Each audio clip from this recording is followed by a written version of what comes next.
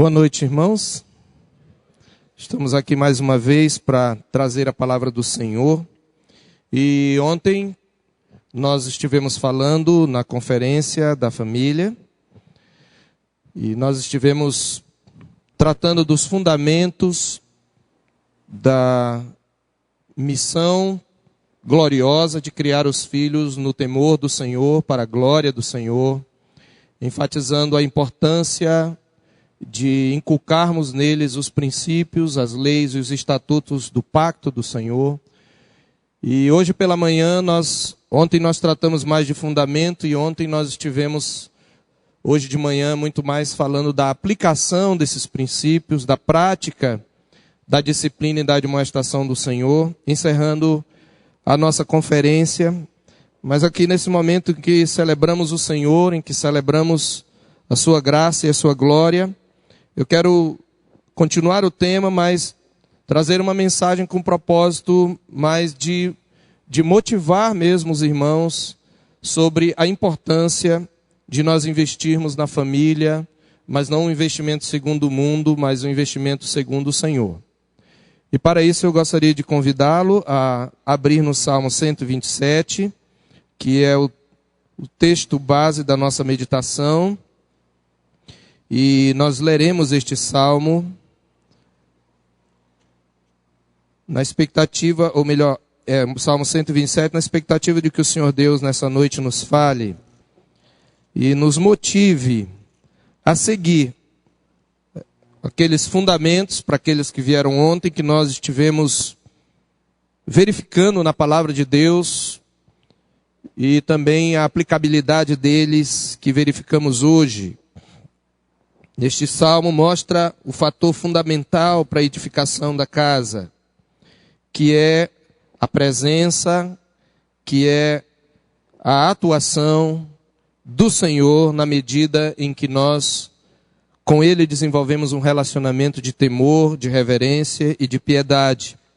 E eu quero convidá-lo a ler os Salmos 127 e 128. Eu quero convidar aqueles que podem, que se coloquem de pé, para fazermos esta leitura.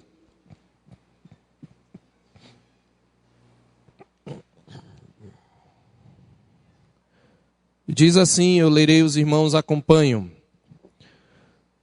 Se o Senhor não edificar a casa, em vão trabalham os que edificam. Se o Senhor não guardar a cidade, em vão vigia a sentinela. Inútil vos será levantar de madrugada, repousar tarde, comer o pão que penosamente granjeastes. Aos seus amados ele o dá enquanto dormem. Herança do Senhor são os filhos, o fruto do ventre seu galardão. Como flechas na mão do guerreiro, assim os filhos da mocidade. Feliz o homem que enche deles a sua aljava.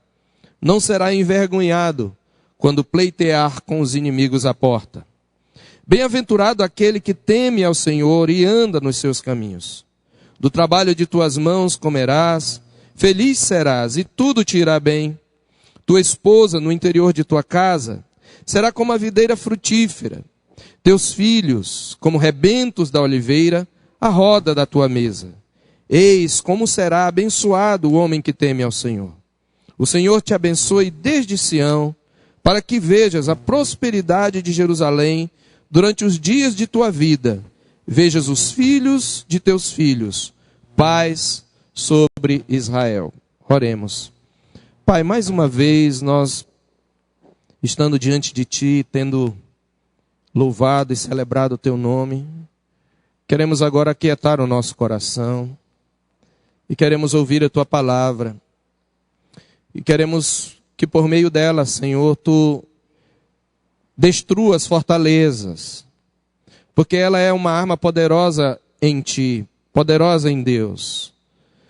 Que Tu destruas as fortalezas que nós mesmos erguemos quando adotamos as filosofias, os ensinamentos e o estilo de vida do mundo. Que ela anule todo sofisma, toda ideia falsa, todo raciocínio falaz, que ela anule a nossa altivez, que ela invada o nosso coração e a nossa alma, levando-o cativo para a tua obediência. Que a tua palavra prevaleça sobre as nossas opiniões particulares. A minha, em primeiro lugar, e a de meus irmãos. E que ela fale profundamente ao nosso coração. Nós te pedimos isto em nome de Jesus. Amém. Podem sentar.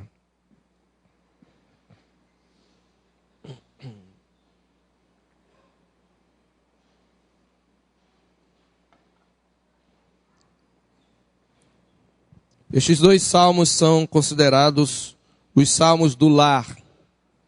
E não é à toa que eles estão juntos, porque um tem uma apresentação da importância, da presença de Deus, da atuação do Senhor na vida do lar, de uma forma um pouco mais negativa, embora haja também uma ênfase positiva.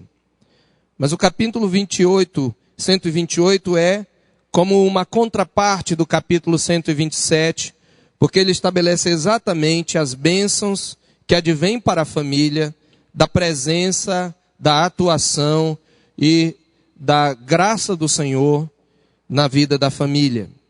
E eu gostaria de trazer algumas verdades que este salmo nos ensina nesta noite, começando com o Salmo 127, para nos levar a refletir sobre os nossos valores, sobre o que nós estamos considerando quando nós edificamos o nosso lar, quando nós trabalhamos, quando nós nos esfalfamos todos os dias, estudamos, usamos todo o nosso esforço para construir uma boa vida, uma vida tranquila, uma vida feliz e uma vida segura para a nossa família.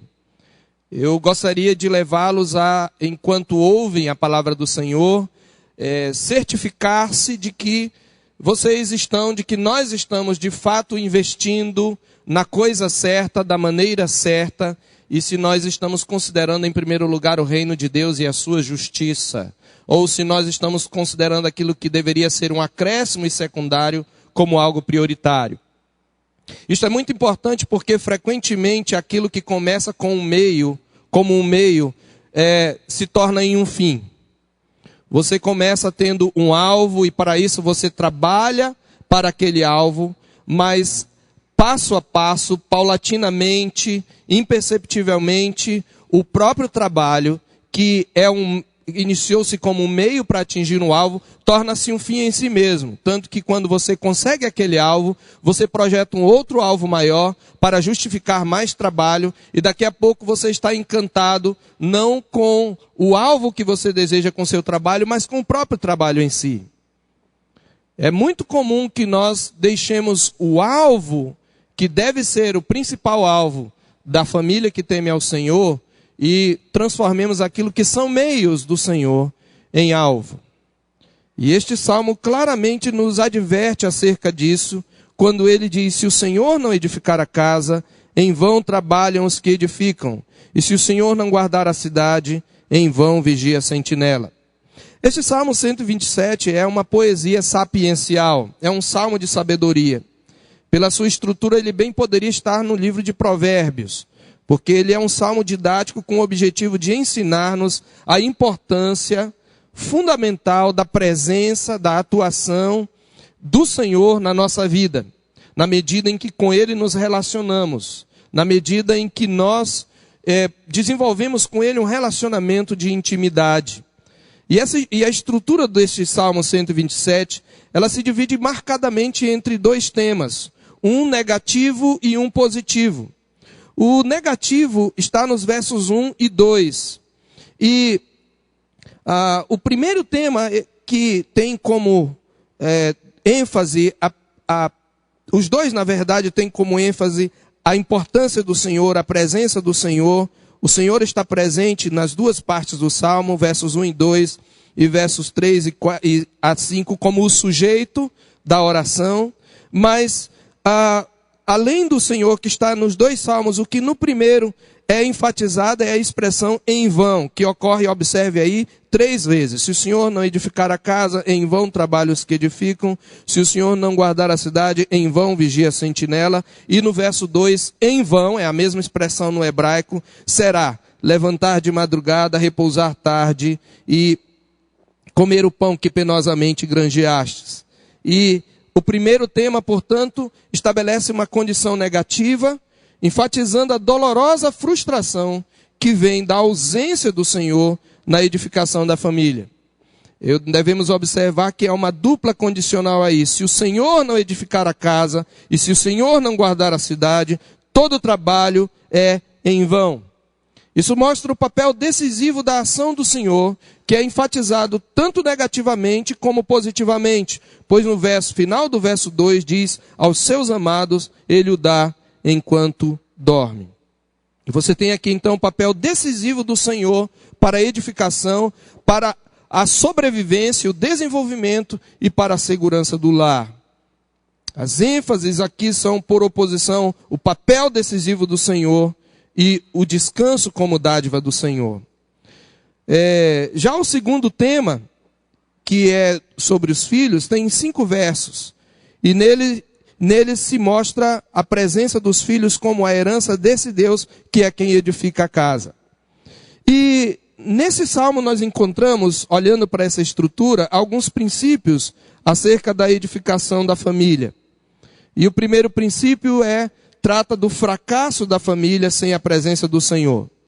E aí eu quero repetir os versos 1 e 2. Se o Senhor não edificar a casa, em vão trabalham os que edificam. Se o Senhor não guardar a cidade, em vão vigia a sentinela. Em vão vos será levantar de madrugada, repousar tarde, comer o pão que penosamente granjeastes. Porque ele dará aos seus amados o sono. Ele é quem dá aos seus amados o descanso.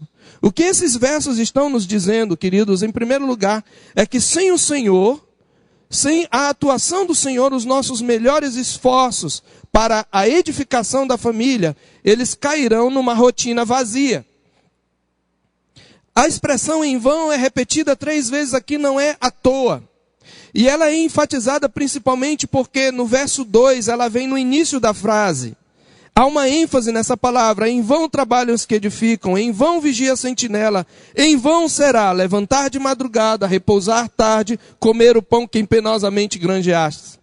E a construção dessa frase na língua hebraica revela uma rotina enfadonha, algo habitual. É uma construção meio complicada de traduzir no português, mas a ideia é de acordar todos os dias, dia após dia de madrugada, repousar dia após dia, tarde da noite, demorar-se para descansar, madrugar para começar o trabalho e comer todos os dias o pão que é o resultado daquele trabalho que traz apenas fadiga para você.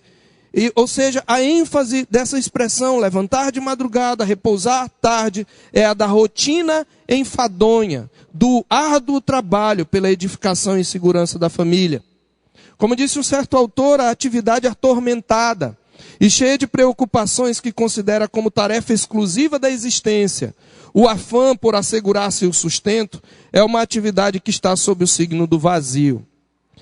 Você pode se esfalfar, a palavra de Deus diz, você pode dar o melhor, mas se o Senhor não estiver presente, presidindo esse projeto, tudo isso é em vão.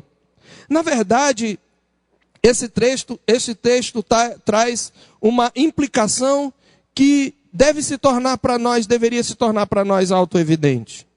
A primeira implicação é que tudo que você tem hoje, você que tem família, tudo que os seus filhos têm e são de bom, tudo que você tem na sua casa, tudo que você pode proporcionar para os seus filhos, tudo isso não vem, em última instância, do seu trabalho, não vem da graduação ou da pós-graduação que você recebeu, não vem das madrugadas em que você se levanta, do demorar-se no trabalho, não vem disso, porque muita gente pode trabalhar muito mais do que você e não ter o que você tem.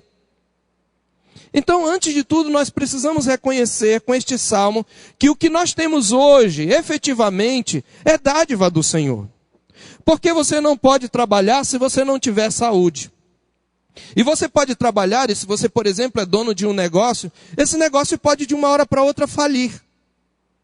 O que sustenta os seus negócios de fato o Senhor, é a graça do Senhor. Na verdade, até os negócios do ímpio, quando ele tem, é a graça comum do Senhor que sustenta. É o Senhor quem dá. E a primeira coisa que precisamos reconhecer nesse salmo é o que nós temos hoje, como família, provém, o que nós temos de bom, provém do Senhor.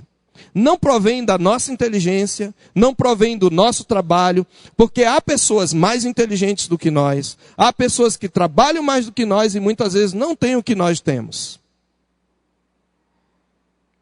E nós precisamos reconhecer isto. Mas também este salmo nos diz que todo o nosso esforço, se o Senhor não estiver no centro da nossa vida, como a preocupação principal, é uma atividade que está sob o signo do vazio. É vão, é inútil, é frustrante. Mas não só isso, ele não apenas mostra que sem o Senhor nossos melhores esforços caem numa rotina vazia. Mais do que isso, o esforço independente sem o Senhor é também uma atitude pecaminosa, cujos frutos sancionam o juízo do Senhor sobre a família. Quando eu me esqueço de que tudo que eu tenho hoje, de que tudo que a minha família é hoje de bom, vem do Senhor, e eu começo a confiar no meu próprio trabalho, e faço aquilo que o Senhor advertiu o povo de Israel de não fazer. Olha, quando vocês entrarem, quem veio ontem lembra, quando vocês entrarem na terra que o Senhor dá, vocês vão entrar em cidades fortificadas que vocês não construíram, vocês vão entrar em casas que vocês não edificaram, vocês vão comer de vinhas que vocês não plantaram, vocês vão ter riquezas que vocês não amealharam, porque tudo estará lá, o Senhor dará para vocês. Guarda-te, Israel, não te esqueças do Senhor. Não penses que o teu braço é que conquistou tudo isso, porque Israel iria conquistar pela guerra, mas quem dava a vitória era o Senhor. Tanto que a primeira vez, quando eles não quiseram, lá em Números capítulo 13, você que leu esse trecho lembra? Em Números 13 o Senhor disse, olha, subi e possuí a terra. E eles não quiseram, não, as cidades são fortificadas, nós somos como gafanhotos diante dos gigantes. E desobedecendo a Deus, quiseram voltar para o Egito. E a glória de Deus veio ali sobre eles, consumiu alguns do arraial. O Senhor falou a Moisés, e depois arrependidos eles disseram, não, agora nós queremos ir. Moisés disse, agora é tarde. O Senhor disse, não, agora vocês vão perecer nesse deserto, e os filhos de vocês é que vão possuir a terra. Você lembra disso? E ele diz, então, vocês vão possuir. Aí o que eles disseram? Não, nós agora vamos, nós cremos no Senhor. Não, agora o Senhor não vai estar com vocês, porque vocês estão indo baseados nos seus esforços. Eles foram até Ormá e foram perseguidos e voltaram, e não tiveram a vitória. Eles demonstrariam fé em guerrear, mas eles teriam que guerrear sob a palavra do Senhor.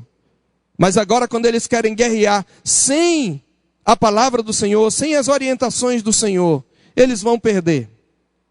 E é exatamente isso que este salmo está dizendo. Quando eu começo a esquecer que tudo que eu tenho é do Senhor, eu começo a confiar nos meus esforços, eu começo a me esforçar mais, e essa atitude é pecaminosa, porque eu estou confiando na minha força.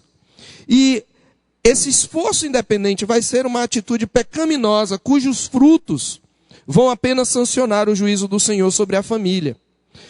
Esse princípio fica claro na expressão, comer o pão que penosamente granjeastes. Porque a palavra aqui, a expressão literalmente é comer o pão de fadigas, ou comer o pão de dores. É em vão que vocês vão levantar de madrugada, repousar à tarde, para depois só comer o pão das dores de vocês. E a expressão, ela nos deve reportar ao contexto da queda, porque é a mesma expressão usada para as sanções divinas sobre o primeiro casal, quando, independentemente do Senhor, eles quiseram conseguir uma vida boa. No capítulo 3, versos 16 e 17 de Gênesis, o Senhor disse para a mulher, visto que tu ouviste a voz da serpente, eu multiplicarei sobremodo os sofrimentos da tua gravidez.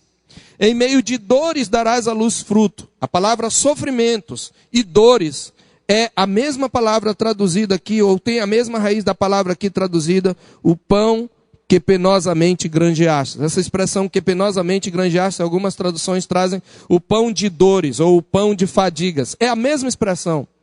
Mas é também, ou seja, ele diz a tua maternidade para a mulher. Porque você tentou uma coisa independente da ordem da criação, daquilo que eu estabeleci. A tua maternidade agora será um esforço inútil e doloroso em si mesmo.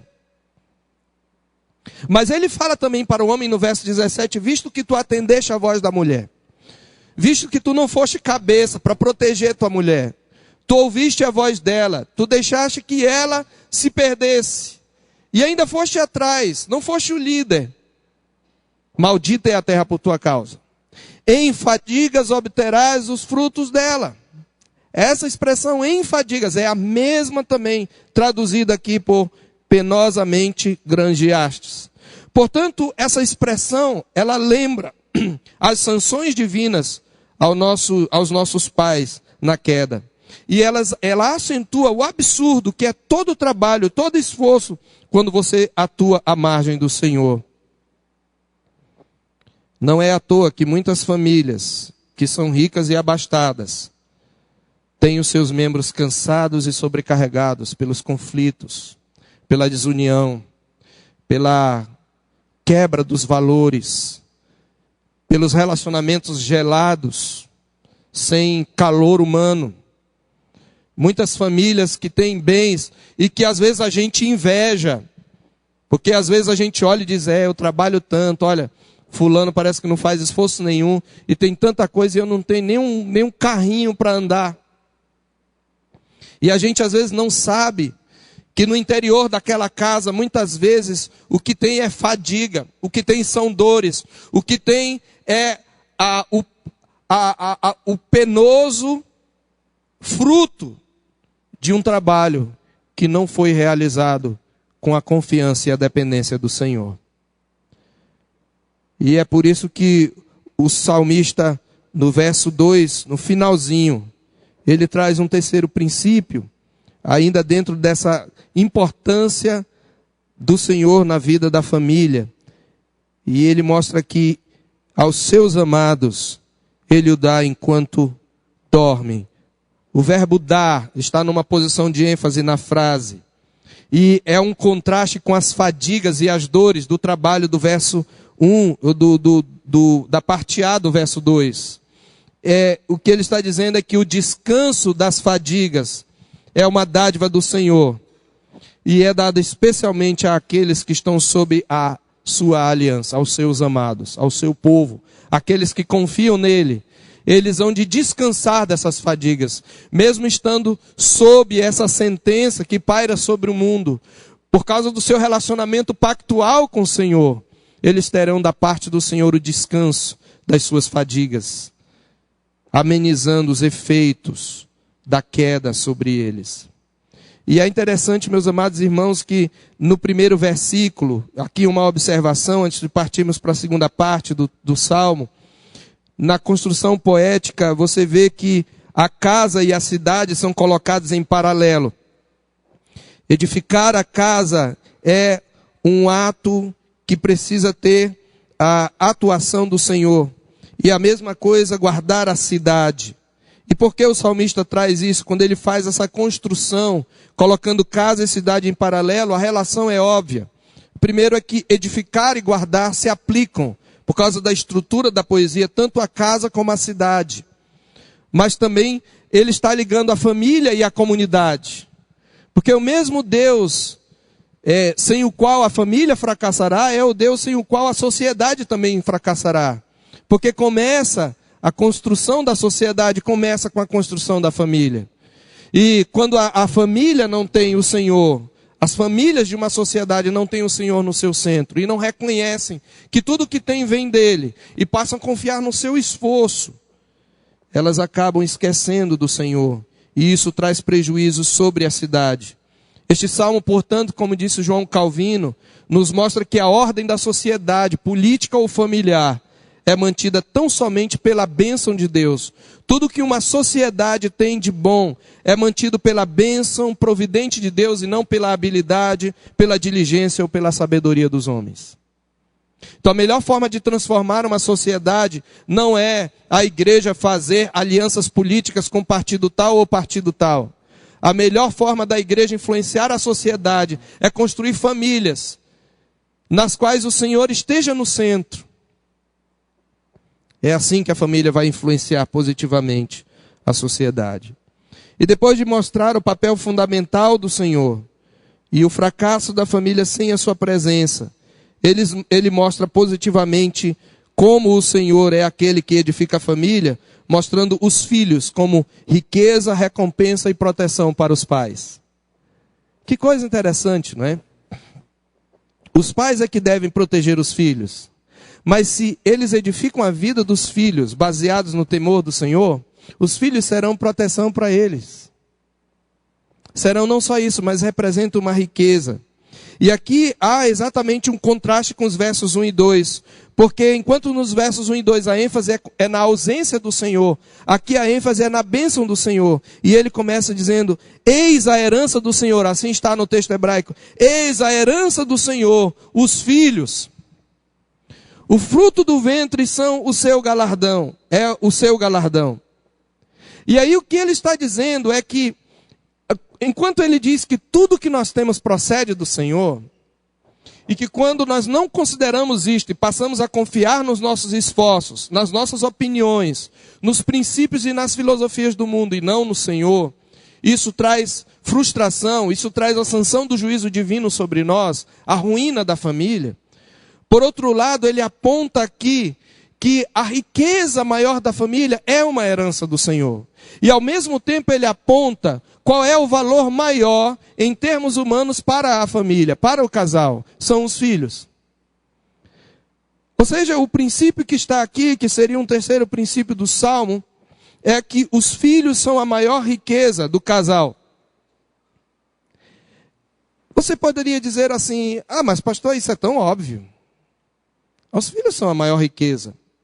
Mas lembra quando eu falei que você, sem perceber, transforma os fins em meios? Ou os meios em fim? Você começa trabalhando pela sobrevivência dos filhos. Quando você tem filhos, aquele brinquedinho na sua mão, você olha assim e diz, que riqueza maravilhosa.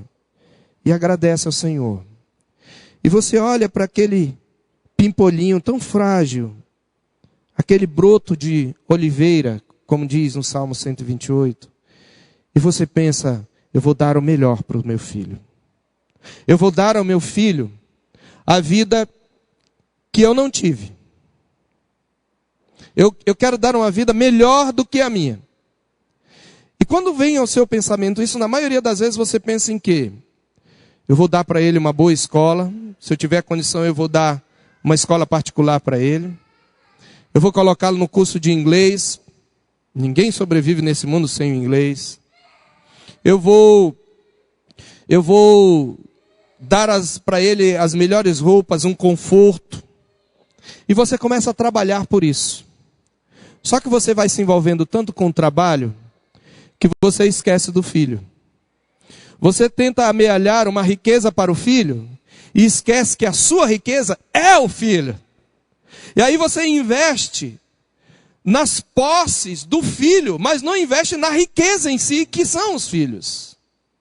Entendeu?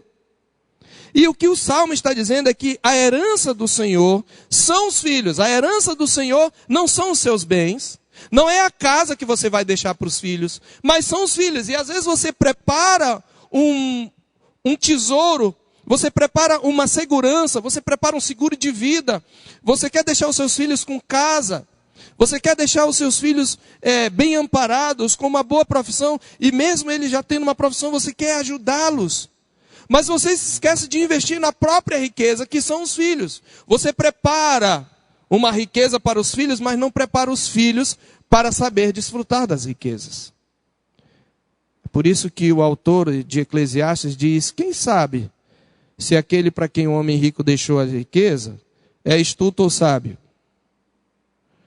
Eu conheço muitos filhos cujos pais tinham posses, que foram bons pais num certo sentido, e deixaram posses para eles e eles acabaram com tudo, porque os pais esqueceram de investir no caráter dos filhos. Eu conheço famílias inteiras de homens de bem. E eu não estou nem falando de crente ou cristão ou não. Homens de bem que deixaram melhor para os seus filhos. E quando eles se foram, os seus filhos acabaram com a riqueza. Quando o Senhor diz na sua palavra que os filhos são herança do Senhor, ele utiliza aqui, o salmista utiliza aqui o mesmo texto usado para a porção de terra. Uma das heranças e das promessas de Deus para Israel era a terra de descanso. É muito interessante isso. O Senhor chama Israel, chama Abraão, o Senhor faz dele um grande povo, o Senhor liberta esse povo do Egito e lhe promete uma terra, um descanso. E quando Israel chega na terra, o Senhor distribui as porções como possessão, e cada tribo tinha uma possessão perpétua. A terra não podia passar de uma tribo para outra. E essa expressão possessão se tornou um sinônimo da bênção, da riqueza do Senhor, do descanso do Senhor, do tesouro do Senhor. O próprio Deus chama o seu povo de minha possessão, de minha herança. O salmista também no Salmo 16 diz, o Senhor é a minha porção, é a minha herança. Mas a palavra do Senhor está dizendo, meu irmão, minha irmã que tem filho, que você recebeu uma possessão do Senhor. Como se fosse um pedaço de terra para ser cultivado. Eles são herança do Senhor. E é exatamente isso. Ele está dizendo que os filhos são o tesouro mais precioso. Que os filhos são a possessão do Senhor, dada graciosamente aos pais por Ele. Por isso a expressão enfática, eis a herança do Senhor. Como que apontando, chamando a atenção, convidando a contemplar os filhos. Eles são uma riqueza para contemplar. E também uma recompensa para desfrutar, porque ele usa outra figura aqui. O fruto do ventre, o seu galardão. Fruto do ventre é um sinônimo de filho. E galardão aqui é salário. Sabe o que ele está dizendo? Entenda o que ele está dizendo. É tão profundo o que está falando o salmista.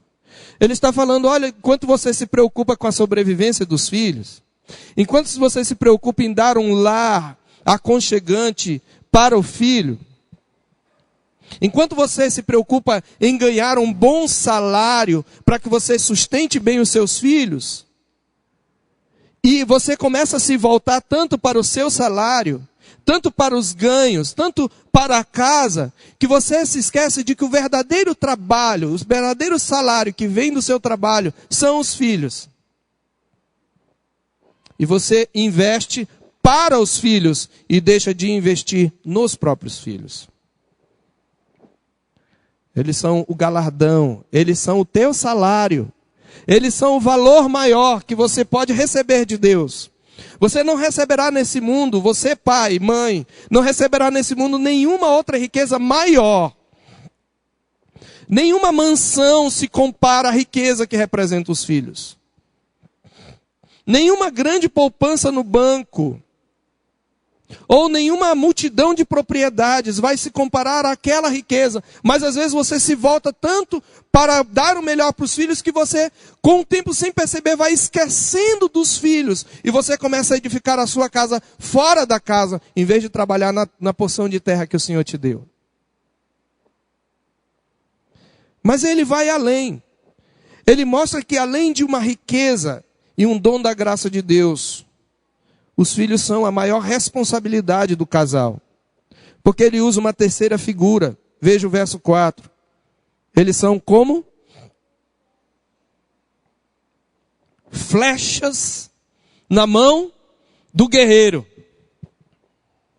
Eles são como flechas na mão do guerreiro. Como flechas na mão do guerreiro, assim os filhos da mocidade. Essa expressão flecha nas mãos do guerreiro aponta para várias ideias.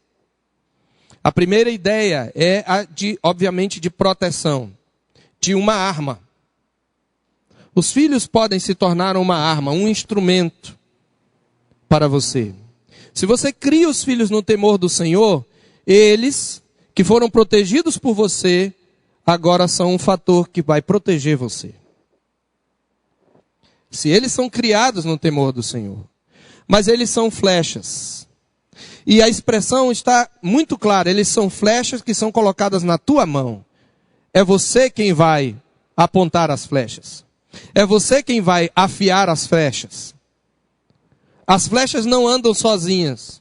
O guerreiro precisa, em primeiro lugar, afiar as flechas. Ele precisa retesar o seu arco e ele precisa atirar as flechas no alvo certo. Ele precisa direcionar as flechas. É uma responsabilidade do guerreiro. Eu me lembro eu não estava presente, mas a minha esposa estava comentando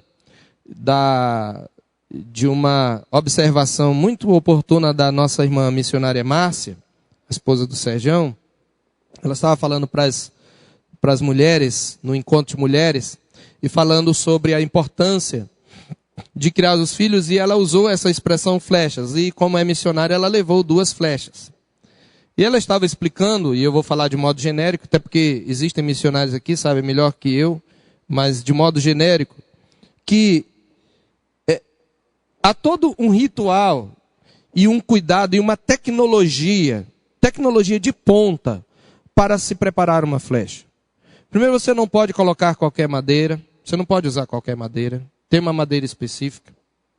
Segundo, aquilo tem que estar milimetricamente em linha reta. Não pode ter nenhum tipo de nó. As pontas, elas são diferentes conforme o alvo que você quer. Dependendo do tipo de animal que você quer atingir, é uma ponta diferente. E aquela peninha que fica lá no rabinho da flecha não é um enfeite para inglês ver, para gringo ver. Aquela peninha, ela dá direcionamento à flecha. E conforme a forma daquela pena, a flecha vai fazer algum tipo de movimento. E quem faz tudo isso, quem prepara essa flecha é o guerreiro. Agora, se o guerreiro não souber apontar a flecha, ele pode atirar no próprio pé. Ele pode atirar a flecha contra a sua família. Você é o guerreiro. E há uma responsabilidade aqui muito grande colocada, sobretudo, sobre os pais, sobre os homens. O que você está fazendo com as suas flechas, guerreiro? Como é que você está usando as suas flechas? Ele diz, como flechas na mão do guerreiro, assim os filhos da mocidade, feliz o homem que enche deles a sua aljava. Não será envergonhado quando pleitear com os inimigos à porta. Aí ele fala, ele não só traz a ideia de um tesouro, de uma possessão, ele não fala só de proteção, mas ele também fala de prestígio, porque ele fala do homem que tem muitos filhos, ele não vai ser envergonhado quando pleitear com os inimigos à porta. Ele está falando da força, da proteção e do prestígio para toda a família, porque a imagem da porta aqui é uma alusão à porta da cidade. E sabe, naquela época, a porta da cidade não era uma porta qualquer. As cidades eram amuralhadas, as muralhas eram largas, então a porta da cidade cabia muita gente embaixo. E a porta da cidade era o centro cívico das cidades antigas. Era lá que funcionavam os tribunais. Toda questão, todo litígio eram resolvidos na porta da cidade. Era lá que ficavam os anciãos da aldeia, os juízes. E a ideia aqui, essa palavra pleitear, é literalmente falar. Então a ideia é de que esse homem, a figura, portanto, está se referindo ao pleito num tribunal, que envolve discurso, argumentação, que são típicas desse contexto. Mesmo usando o termo flechas, ele fala principalmente de armas no que diz respeito ao raciocínio. Ou seja, o homem que tiver filhos, e é óbvio, flechas que foram bem preparadas, quando ele for num tribunal, quando ele tiver uma demanda, ele não falará sozinho, ele não será o único a argumentar. Os seus filhos também vão falar com ele. E a honra que os seus filhos representam, a conduta dos seus filhos na cidade, vão ser para ele um trunfo. Essa é a ideia da palavra. Ele vai ter prestígio. Ele vai ter alguém ou muitas pessoas para ajudá-lo ali. A ideia é essa, o homem não estará sozinho. E a palavra homem aqui é também a palavra valente. Feliz o valente, às vezes é traduzida pela palavra nobre. Feliz o nobre, o valente, que enche deles a sua aljava. Ele terá muito do que se orgulhar.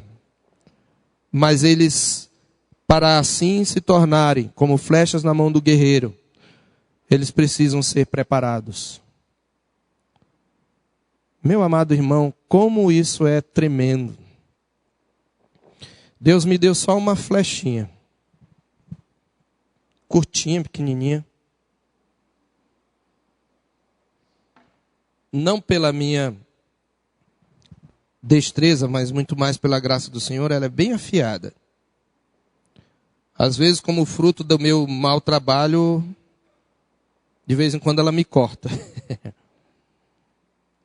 Mas, em geral, na maioria das vezes, esse salmo me vem.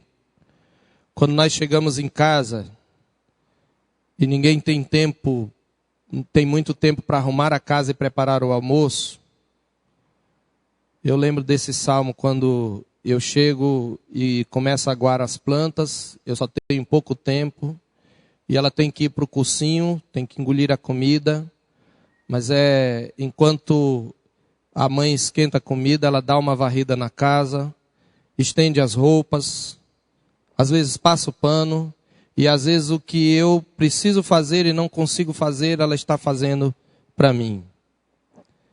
E na igreja também há muitas coisas que eu preciso que ela faça para que eu possa fazer outras, porque o tempo urge. E às vezes coisas que a gente levaria 1 hora para fazer, a gente faz em 15, 20 minutos, porque eu tenho uma flecha para me ajudar. Agora, foi preciso que ela aprendesse a fazer essas coisas. Que começasse carregando lixo nos sacos, juntando todos no saco. E depois varresse a casa, deixando metade da areia para trás. E a gente tinha que incentivar. Até que aprendesse a varrer a casa e passar o pano. E depois lavar os banheiros. E depois estender roupa, colocar a roupa na máquina. E muitas outras coisas. Lavar louça. E nos ajudar em casa. Quando você cria os filhos e ensina os filhos e afia os filhos, quando eles crescem, eles se tornam uma bênção para você, uma proteção para você, uma ajuda para você. Mas depende de como você está preparando essas flechas. E aí nós entramos no Salmo 128, que é um salmo que tem verdades muito mais positivas, porque ele mostra exatamente o verso 1 e o verso 2, são também um contraste dos versos 1 e 2 do Salmo 127. Como é que o Senhor edifica a minha casa? Quando é que eu sei que o Senhor está edificando a minha casa? Quando a minha vida, quando as relações na minha casa são pautadas pelo temor do Senhor. É por isso que o Salmo 128 diz: bem-aventurado aquele que teme o Senhor e anda nos seus caminhos. O Senhor edifica a minha casa quando eu temo o Senhor. E temer o Senhor significa ter um relacionamento correto com Ele. E eu preciso dizer isso para aqueles que ainda não são cristãos, que é impossível você ter um relacionamento correto com o Senhor sem arrepender-se e sem crer no único que Ele escolheu e designou para ser o caminho para Ele, que é o seu Filho, o Senhor Jesus. A religião não pode te colocar nesse relacionamento com o Senhor correto. Seja ela qual for. Nenhum homem, nenhuma entidade, nenhuma criatura nesse mundo pode te colocar no relacionamento. E a tua justiça própria, a tua moralidade não pode te colocar nessa relação com o Senhor. Quando o Filho de Deus veio à terra, ele deixou muito claro quando ele disse: eu sou o caminho, eu sou a verdade, eu sou a vida. Ninguém vem ao Pai a não ser por mim. Não existe outro caminho. Não há nenhum outro nome dado entre os homens pelo qual importa que sejamos salvos. Então é preciso, antes de tudo, que o meu relacionamento com Deus seja consertado. E eu o sirva da maneira como Ele quer, escolhendo e crendo no caminho que Ele estabeleceu, que é o seu Filho Jesus Cristo. E é nesse contexto que o salmo deve ser considerado. E ele começa dizendo, bem-aventurado. E é a mesma palavra que inicia o último versículo do capítulo 127. Feliz ou bem-aventurado o homem que enche dos filhos a sua aljava. E aqui ele diz, feliz aquele que teme ao Senhor e anda nos seus caminhos. Então, essa expressão, temer ao Senhor, ela se refere à reverência que é devida ao Senhor. O respeito para com a sua pessoa. O homem temente a Deus é aquele que se preocupa com o que o Senhor pensa dele e de tudo ao seu redor. E essa preocupação leva o homem temente a Deus a buscar esse relacionamento correto com Deus. Nós chamamos isso de piedade. Consequentemente, aquele que é temente a Deus também é aquele que anda nos seus caminhos. Isto é, aquele que vive de acordo com a sua vontade, estabelecida na sua palavra. Aquele que se relaciona bem com Deus, que anda com Deus, aprenderá os seus hábitos. Este será bem-aventurado. E a expressão está na forma de uma interjeição. Oh, como é feliz, como é abençoado o homem que teme ao Senhor. E aqui o que nós temos no Salmo 128 é exatamente a enumeração das bênçãos de uma vida piedosa. E ele mostra que há bênçãos na vida pessoal e profissional. Que há bênçãos para aquele que teme ao Senhor na sua vida conjugal. Que há bênçãos na sua vida familiar, enquanto pai de família. E que há bênçãos que se estendem para a comunidade da qual ele faz parte, porque ele também se torna bênção. Veja o que ele diz no versículo 2. Do trabalho das tuas mãos comerás, feliz serás, e tudo te irá bem. O trabalho aqui é o mesmo trabalho árduo do Salmo 127. Mas agora ele não sente o peso da ira e das sanções da ira divina sobre o seu trabalho. Mas ele vai sentir-se tranquilo, ele vai estar em paz, ele vai sentir-se abençoado, porque ao temer o Senhor, ele reconhece que os frutos do seu trabalho vêm da graça do Senhor. E ele desfruta disso com a consciência tranquila. Ele não está falando, quando ele fala que tudo te irá bem, ele está falando de um conjunto de consequências ou frutos que não apenas trazem prazer, mas proveito, porque bem aqui não é só alguma coisa que me traz prazer, mas alguma coisa que me traz benefício, que me edifica.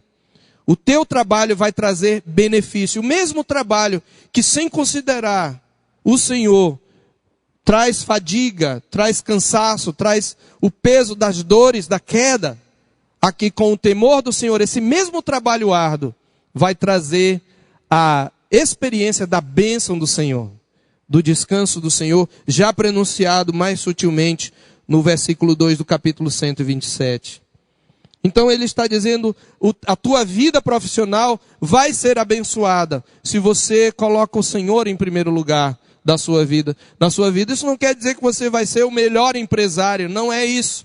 Mas é que os frutos do teu trabalho vão trazer bênção e não maldição para você. Mas ele mostra também uma bênção na vida conjugal, no verso 3. A tua esposa no interior da tua casa será como a videira frutífera. E ele usa talvez a figura mais rica, ou uma das duas figuras mais ricas da agricultura palestiniana. Ele descreve a esposa como a videira frutífera. Ele não poderia ter usado uma figura melhor para a esposa, porque a videira era uma das espécies mais nobres da Palestina e mais frutíferas também. E pela sua importância, devido ao seu produto, uvas e vinho, a videira era o símbolo poético da glória e da produtividade da Palestina. Quando ele fala de videira frutífera, um hebreu que ouvia esse salmo lembrava do fruto da videira, lembrava do vinho, lembrava da festa, lembrava da celebração, lembrava do prazer e lembrava também da produtividade. Refere-se aqui à festividade do encanto nupcial. Mas ele enfatiza que essa esposa será assim apenas para você. Porque ela também estará no interior da tua casa. E a palavra aqui para interior da casa é a recâmara, é o quarto mais íntimo do casal. quando você teme ao Senhor e você lidera a sua família como cabeça, você terá uma esposa que amará você, que admirará você e que quererá dar a você o desfrutar de todas as delícias que a vida conjugal pode lhe dar. E eu me lembro aqui, nesse momento, do livro do Cântico dos Cânticos, de Salomão, em várias passagens, mas especialmente no capítulo 7, de Cântico dos Cânticos, que vem logo depois dos Salmos, Provérbios, Eclesiastes e Cântico dos Cânticos de Salomão. No capítulo 7, diz assim a palavra do Senhor. O esposo falando para a esposa, dizia eu, subirei a palmeira, pegarei os seus ramos, sejam os teus seios como os cachos da vide, e o aroma da tua respiração como das maçãs, os teus beijos são como bom vinho. A esposa dizendo para a esposa, ele está dizendo, se você teme ao Senhor, é óbvio, deve-se subentender, você vai tratar a sua esposa como Cristo amou a igreja. E a si mesmo se deu por ela. E você vai ter como resultado uma esposa que é como uma videira frutífera, que vai te dar alegria, mas que será recatada, cuja sensualidade, cuja beleza será plenamente revelada e desfrutada apenas por você, porque estará no interior da sua casa. Mas ela também te dará filhos, porque a videira também fala dessa vida frutífera. É uma imagem de algo atraente, frutífero, que é equilibrada pelo recato.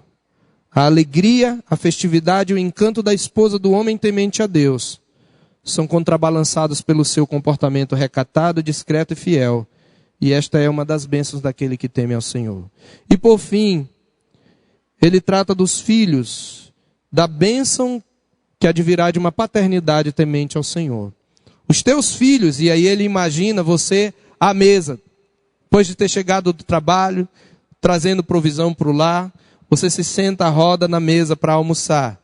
E os filhos sentam à roda da tua mesa, e eles são como rebentos da oliveira. E nova imagem de produtividade, porque a oliveira era talvez depois da videira, ou talvez lado a lado com ela, a planta que mais representava a beleza, ou a produtividade da Palestina.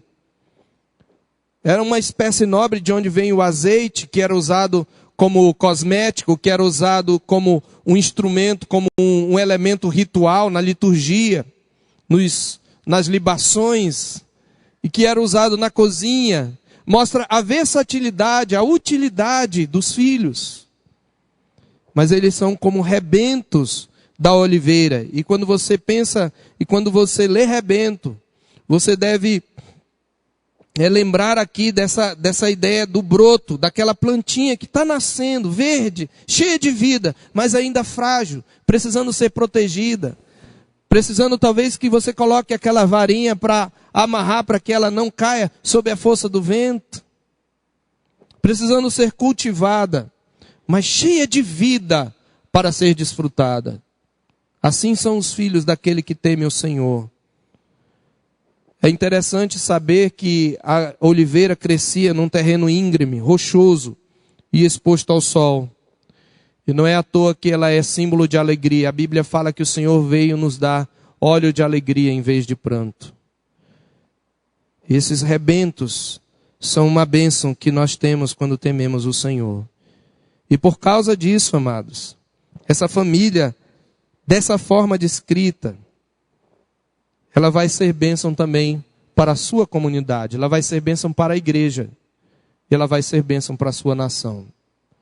Ele mostra aí: o Senhor te abençoe desde Sião, para que vejas a prosperidade de Jerusalém todos os dias da tua vida. Observe a expressão: o Senhor te abençoe desde Sião. O que ficava em Sião? O templo. O lugar para onde o povo de Israel ia adorar. Nós não temos mais um templo feito de paredes. O templo agora é a igreja. O templo somos nós. Desde o Velho Testamento já se já era reconhecido que Deus não habita em santuário feito por mãos humanas. O próprio Salomão, quando ora dedicando o templo. Mas isso é plenamente descortinado na nova aliança. Então a ideia é mostrando uma espécie de influência mútua entre a família e a igreja. O Senhor te abençoe a partir da comunidade dos santos, da comunidade da aliança. Você não vive sozinho, a sua família não deve ser isolada. Ela precisa ter a vivência comunitária e ela vai ser bênção para a igreja e vai receber bênção da igreja. E você verá a prosperidade da igreja. Mas nós também podemos considerar aqui a própria nação. Durante os dias de tua vida e veja os filhos dos teus filhos, paz sobre Israel. Famílias tementes a Deus são a melhor forma que nós temos para a nossa sociedade. Nenhuma aliança você quer com a sociedade. Temos pertence e veio do Senhor. E que aquilo que nós temos, nós precisamos considerar como fruto da graça do Senhor e colocar o Senhor em primeiro lugar. Ajuda-nos a não só compreender isso, mas viver essa verdade. Ajuda-nos agora a olhar para os nossos filhos e vê-los como essa riqueza preciosa do Senhor. E não permita que nos desviemos, pensando no sustento dos filhos, passando a olhar para o conforto que damos a eles, esquecendo-nos de investir neles, investir tempo com eles, de comunhão com eles, de ensino da tua palavra. Ó Senhor, ensina-nos o teu temor, para que desfrutemos da maior de todas as bênçãos, que é o Senhor ser o nosso Deus e nós sermos o teu povo. E assim, ó Deus, sermos bênção, não só sermos abençoados, mas sermos bênção para a tua igreja e para a sociedade que nós vivemos. Faz de nós uma igreja que invista, ó Senhor, nas coisas certas, de acordo com a palavra do Senhor. Nós te pedimos em nome de Jesus. Amém. Fiquemos de pé e recebamos a bênção, queridos.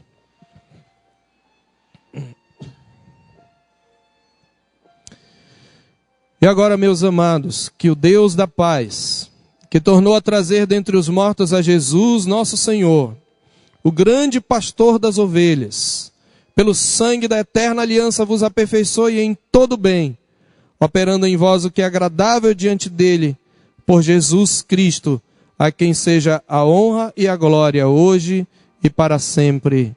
Amém. Podem sentar, amados.